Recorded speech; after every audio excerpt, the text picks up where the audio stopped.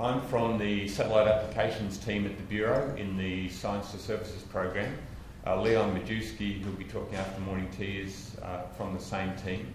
He'll be giving a complimentary talk talking about weather applications of satellites, focusing on nowcasting. The objective of my talk is to make you aware that the satellites we use for weather applications can also be used for other applications less related to weather for broader monitoring of the environment. So this slide lists a good number of the satellite-based data products that the Bureau produces. It's a little out of date, but still gives a good picture of the sort of work we do.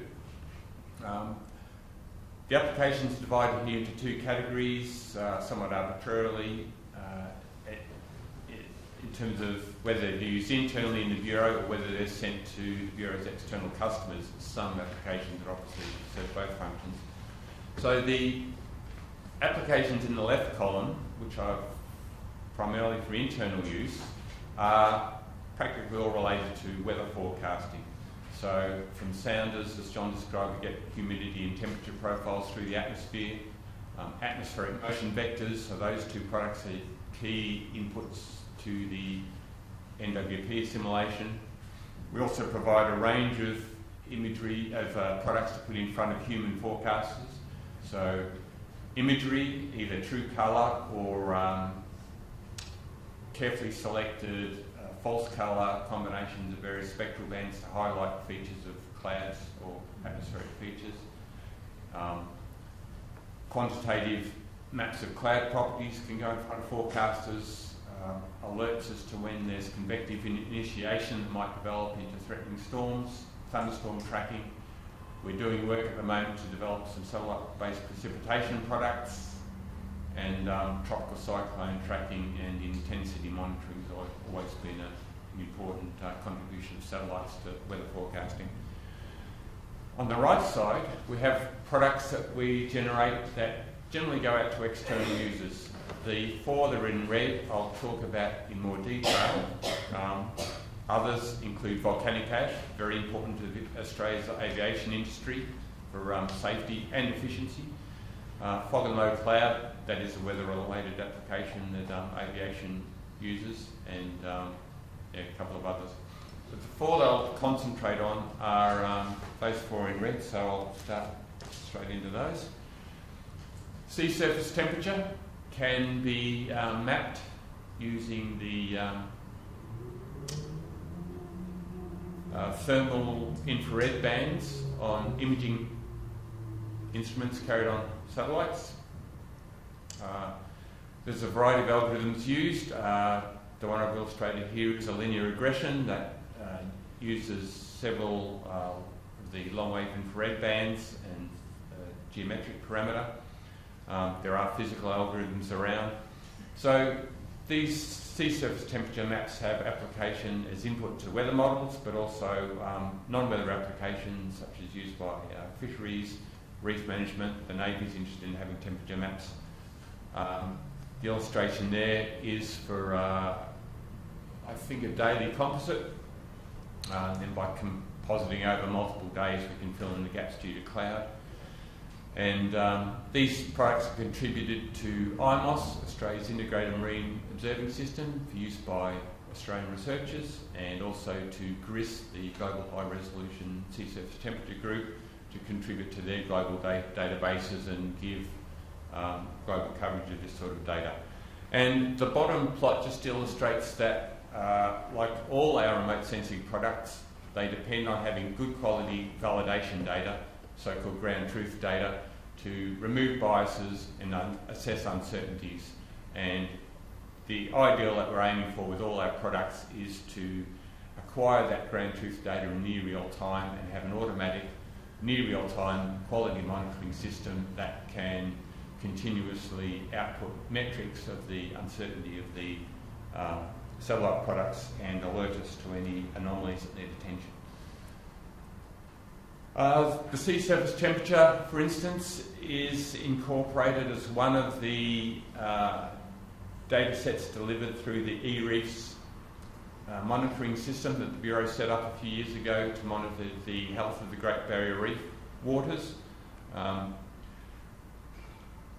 Other satellite-based parameters are chlorophyll content of the water, which can be gauged by effectively looking at the colour of the water with appropriate spectral bands, and sediment content of the water. So this system is used by Great Barrier Reef monitors to get an overview of water quality in the Great Barrier Reef. As an illustration of what that system can see, this is before and after images of the chlorophyll concentration before and after a cyclone passed down the coast just inside the Barrier Reef, and you can see that that reddish line, the red and yellow, along the northern Queensland coast before the cyclone passed, extended to cover a much broader region, occupying the entire region between the coast and the reef after the cyclone passed, due to the rainfall dump on the land, washing nutrients down into the ocean. On the land, an important non-weather application for a long time has been the Normalised Difference Vegetation Index. This is the satellite-based index of vegetation greenness. It relies on the changing contrast of green vegetation as it dies off between the red and the near-infrared bands. So the graph there shows the reflectance spectrum over the visible range of wavelengths, blue to red going to the infrared. Green vegetation contains chlorophyll, and so strongly absorbs in the red and other visible wavelengths, and the well-developed cellular structure reflects highly in the near-infrared, so you get that very strong cliff, that red edge in the spectrum of green vegetation as you go from red to near-infrared. As the vegetation dries off, the chlorophyll disappears, the red reflectance goes up, the cell structure breaks down, the near-infrared reflectance goes down, and you tend to get that much flatter dry grass spectrum there. So any satellite sensor intended for land applications will carry a band, spectral band in the red and one in the infrared, and it's a contrast between those that gives us the NDVI. And that way we can map vegetation greenness across the country on a 10 daily or monthly basis. And the NDVI is influenced both by the greenness of the vegetation, its vigour and health, and also by its density. Obviously the vegetation is very sparse and most of the signals coming from bare soil. It's a weak response. If the vegetation is very dense and thick, then the NDVI will respond more strongly to whether it's green or dry. It doesn't strictly correspond to any quantitative measurement you can make on the ground. It's best used for relative comparisons, so comparing 1 month of a particular year with the same month in other years, or interpreting in terms of anomalies from the long-term mean.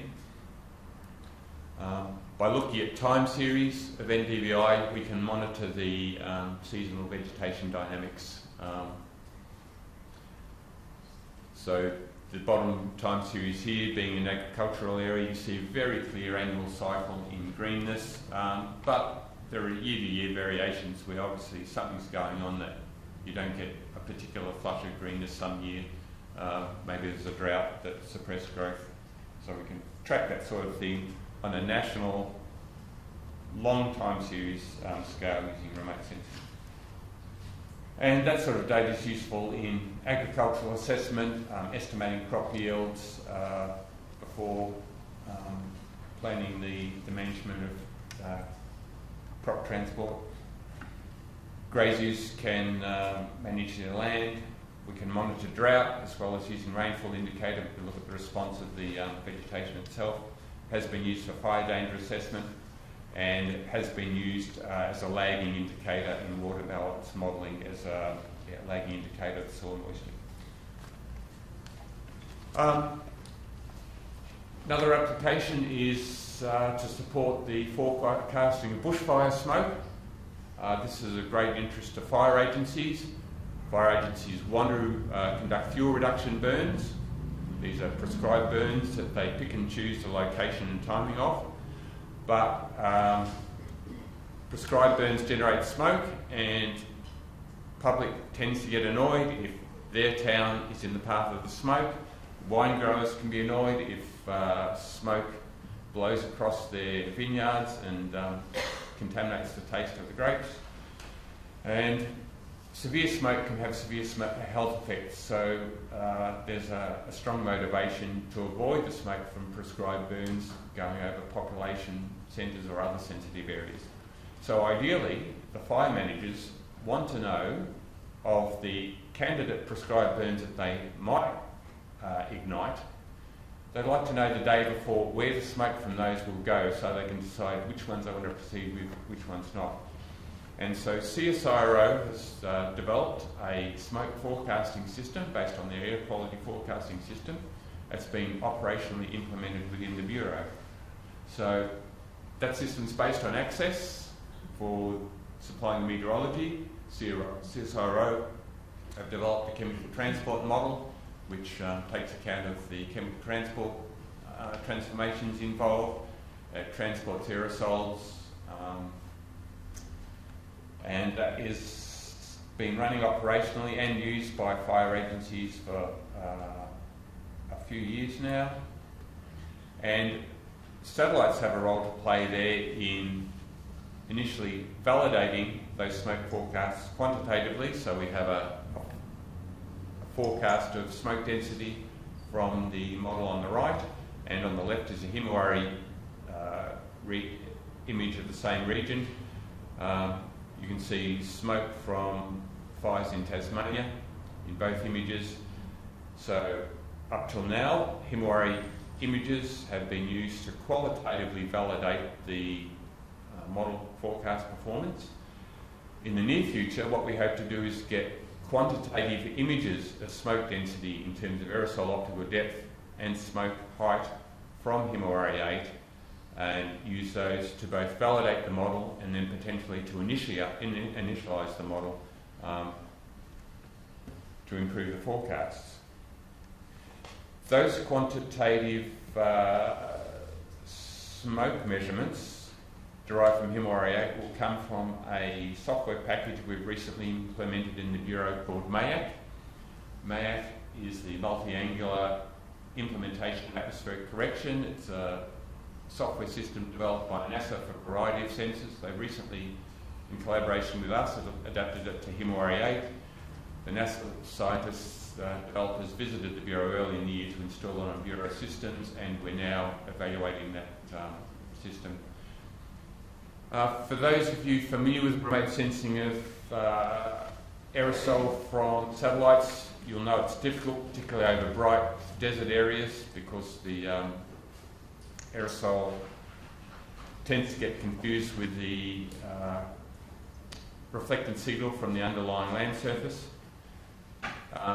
The top illustration of these two on the right is illustration of the coverage of the traditional dense dark vegetation algorithm used with MODIS and now with VIIRS, which doesn't perform over the bright desert areas such as in western United States or in central Australia, whereas the MAIAC algorithm has been developed to be able to retrieve aerosol parameters over those bright areas and incidentally over cities as well, so it should be useful for monitoring urban air quality.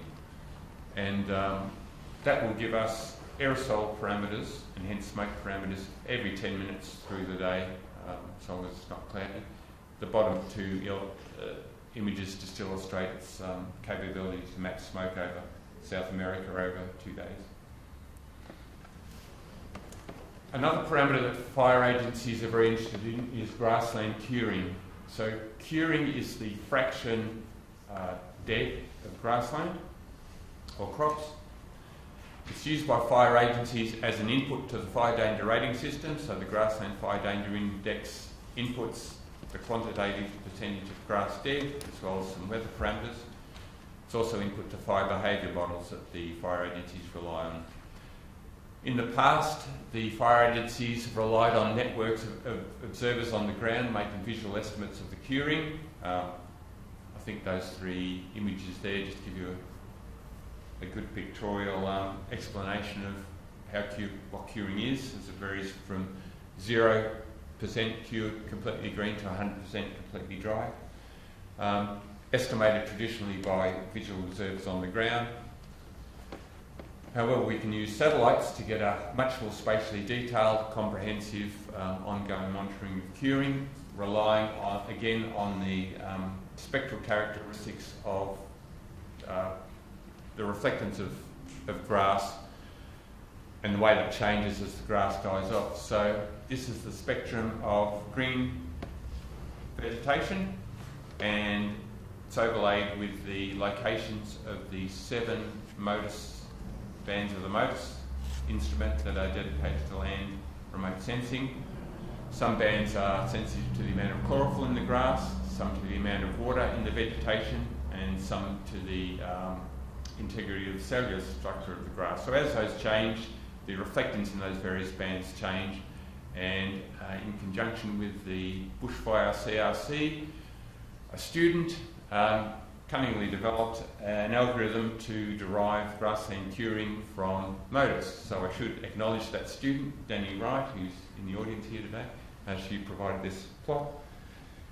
And she's now working with the CFA as their satellite curing expert. So just to echo John's sentiment that by working with the universities, RMIT in this case, and Bushfire CRC to provide the funding support, we've trained up a student as an expert in remote sensing of grassland curing, and they're now working the operational area of the Victorian Country Fire Authority.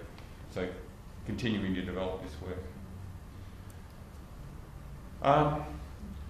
So that's an illustration of the spatial density of the visual observer network and their estimates of curing. So with MODIS, we can go to much more spatial detail. The CFA still likes to rely on the visual observers to just check the quality of the satellite product and as insurance against long periods of cloud cover where we can't get satellite measurements. So in fact, they now blend the satellite imagery and the point visual observations from the ground to get the best of both. And the data we send out to a number of fire agencies can be read by those fire agencies into their own systems, such as geographic information systems, to be aggregated to the resolution they need, overlaid with fire district boundaries and other information they need to provide the products in the way they need. So providing the raw parameter itself in a form that other users can add value in the way that makes sense to them. The last topic I'll talk about is the use of satellite remote sensing to support the solar energy sector in Australia. These two plots illustrate the very rapid growth in implementation of solar energy production in Australia. The graph on the left shows you the exponential rise in rooftop solar panels, photovoltaic energy production, up to 2012 at 2.5 gigawatts. So just to give you an idea of scale, 2.5 gigawatts is equivalent to the output of a large power station. And then the growth continues in the plot on the right with a change of scale, starting at 5 gigawatts and is projected to increase to 20 gigawatts by about 2030. There's some storage shown added there. That would be 11% of the national electricity consumption by the mid-2030s. And that's only the rooftop PV and storage. You've got to add to that the utility scale solar power plants that are starting to be built and come online. So this is a substantial fraction of Australia's energy production in the next few decades. It's big business. To conduct that business efficiently, you need information on the fuel source for solar energy systems, which is obviously the radiation reaching the surface from the sun. So that sort of information on the historical solar resource available has a number of applications in the solar energy sector. For small-scale solar energy systems, allows you to intelligently size the system and to estimate how much storage it needs. For large-scale solar power plants, it allows you to identify the best places to put solar power plants, and particularly to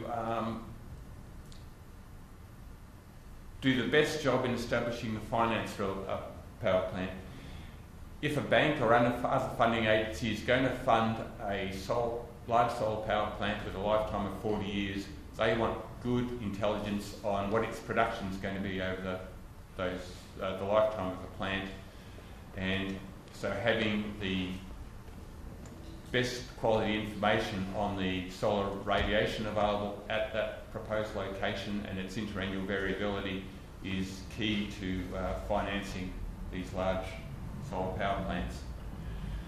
And information about the amount and variability of solar energy over Australia is crucial for planning and development of the grid and integrating these new renewable energy sources and storage sources into the grid.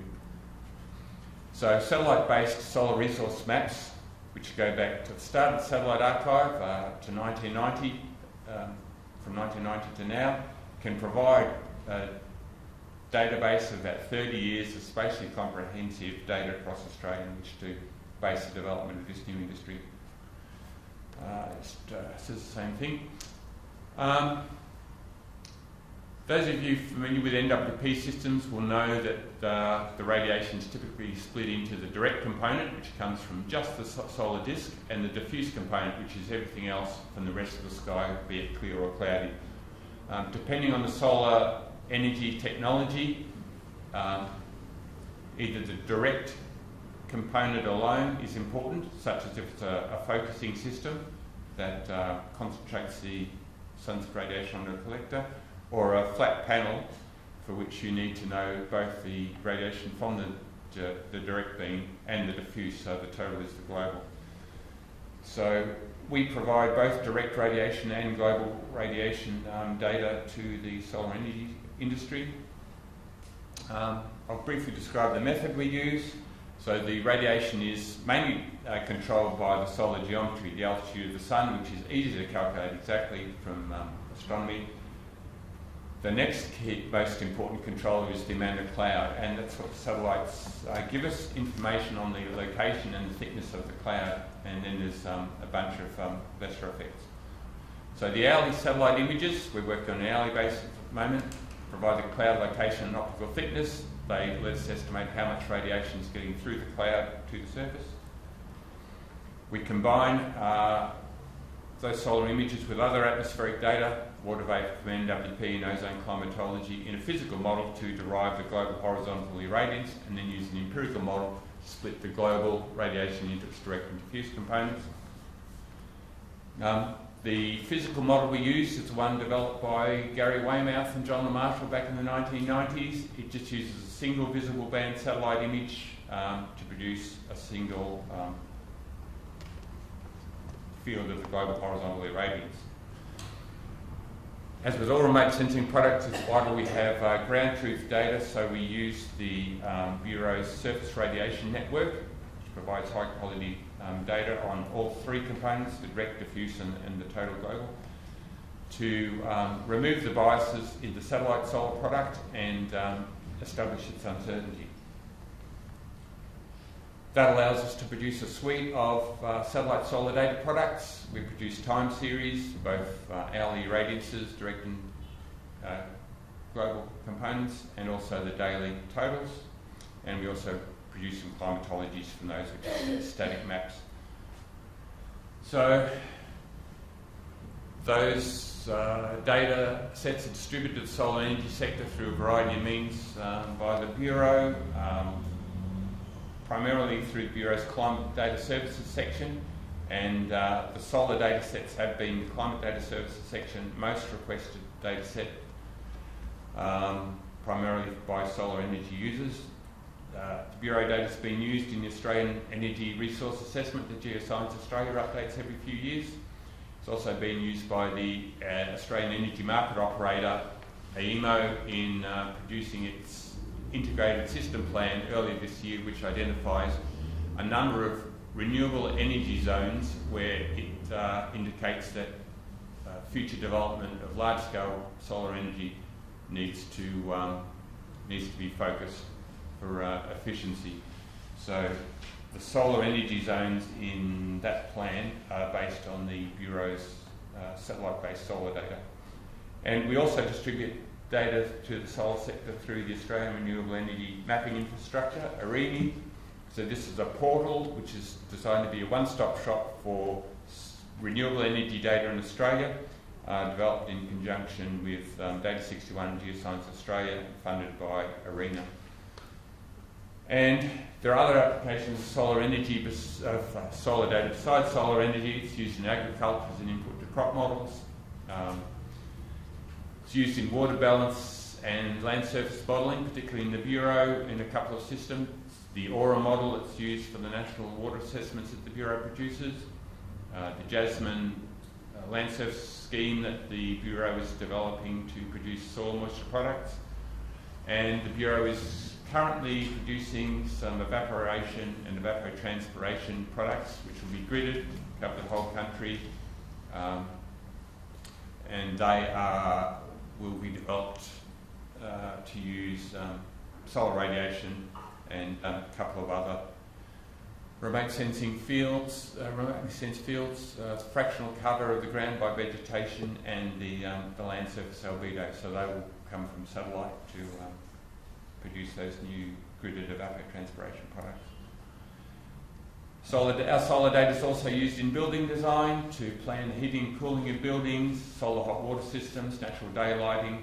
The nationwide house energy rating system scheme gives a star rating to house designs based on meteorological weather parameters and the solar radiation that the house is subject to.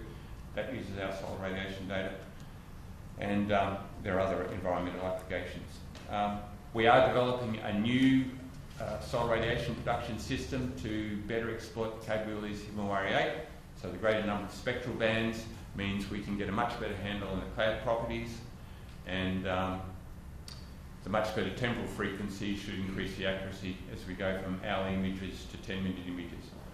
So we'll use a two-step scheme that uses software brought in from overseas to first estimate the cloud properties, and then from those estimate the global and direct radiation at the surface. That's just an illustration of some preliminary results that we've still got to evaluate using the surface network.